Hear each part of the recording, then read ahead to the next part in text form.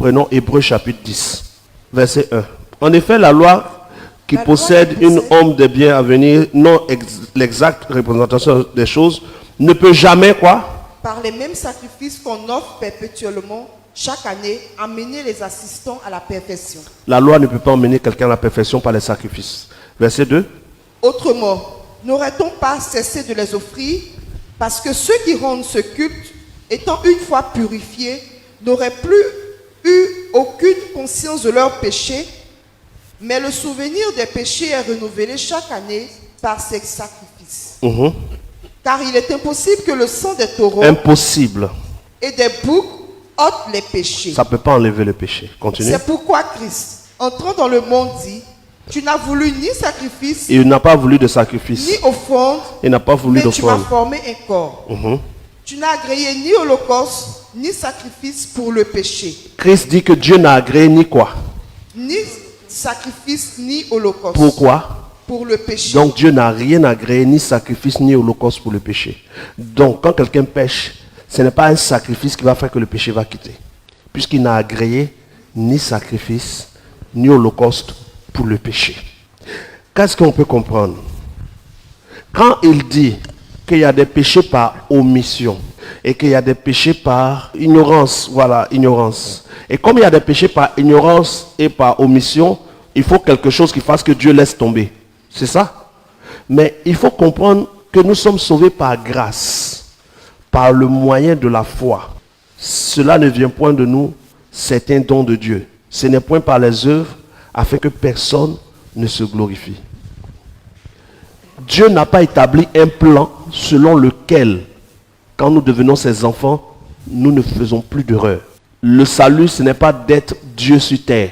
C'est-à-dire, je me suis repenti, j'ai entendu la vérité qui était en Jésus qui dit, repentez-vous et que chacun de vous soit baptisé pour le pardon de vos péchés et vous recevrez le don du Saint-Esprit. Quel est le but du message de Jésus? C'est que nous soyons remplis du Saint-Esprit. Quand tu es rempli du Saint-Esprit, la présence du Saint-Esprit en toi est le sceau de ton salut. Parce qu'il nous a scellé du Saint-Esprit qui est le gage de notre salut.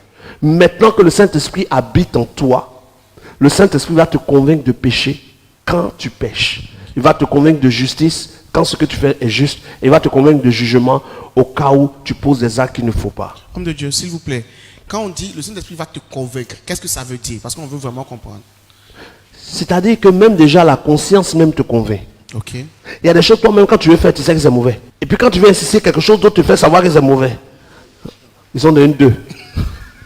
Donc, ceux qui disent je ne sais pas comment reconnaître la commission de péché. Non, tu es convaincu. Quand tu finis même, tu sais que tu as mal fait. Il te donne de sentir que.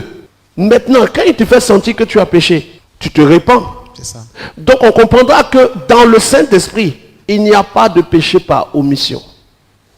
Parce qu'il convainc de péché. C'est que lui te reproche, il va te dire, il ne s'était pas. S'il ne t'a pas dit directement, il va permettre qu'on prêche ça, tu vas entendre. Ok.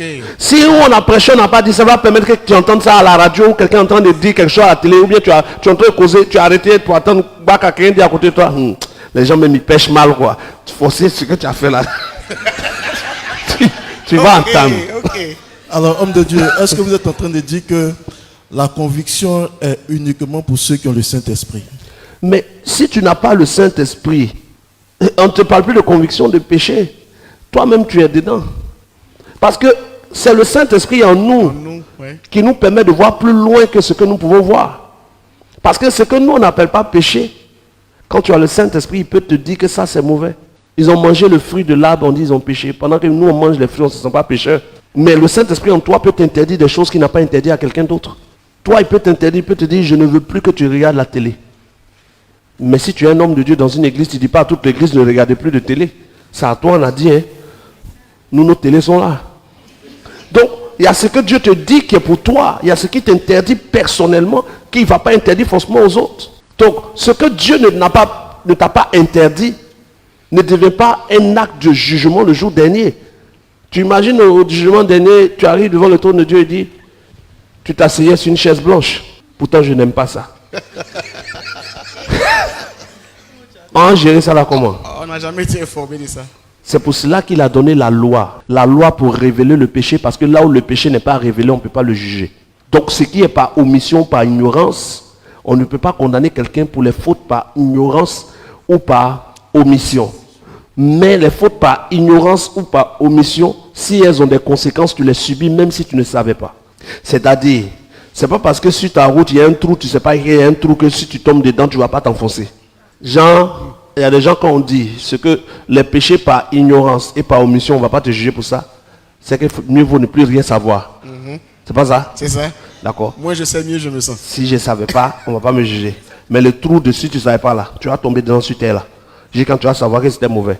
Ça veut dire que ce qui est par ignorance que tu ne sais pas, Dieu permet que tu le subisses pour que ça devienne toi-même un conseil. Toi-même, tu vas te prêcher pour dire ça là, c'est mauvais. Donc, tout péché que tu commets, sans savoir que c'était un péché, te crée un problème qui t'emmène à comprendre que c'est mauvais. Soit tu connais la loi de Dieu pour éviter, soit tu ne la connais pas, les circonstances te parlent.